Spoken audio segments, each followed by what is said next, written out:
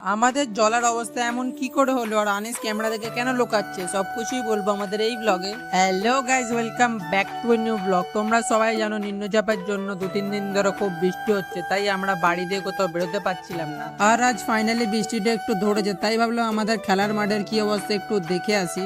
আমি আর সামিন যাচ্ছিলাম আর সামনে থেকে আনিসও দাঁড়িয়ে আছে, তাই ওকেও নিয়ে নিলাম আমাদের সাথে। কিন্তু মাঠে এসে আমরা তো পুরো অবাক, কারণ মাঠে গোড়ালি সমান জল জমে গেছে। এই দেখো, এটা হলো আমাদের জলের অবস্থা। তারপর আমরা ঠিক করলাম বাঁধে গিয়ে একটু বসবো, তাই জলের উপর দিয়েই হাঁটা শুরু করলাম। বাঁধে চলে এসছি আর এই দেখো আমার পিছনে এরা দুজন আছে, কি জানি কি গল্প করতে করতে আসছে।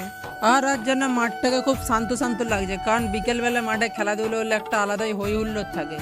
আর বিকেলে খেলাধুলা না হলে যেন মন মেজাজটাও ঠিক ভালো থাকে। তারপর শামীম বললো লুডো ডাউনলোড কর, লুডো খেলাবে, অনেকদিন লুডো খেলা হয় না। তাই আমি ভাবলাম সেই তো বসেই আছি, তাই লুডোই খেলা হোক। তারপর একদল লুডো খেলে এখন যাচ্ছি আমরা বাড়ির দিকে।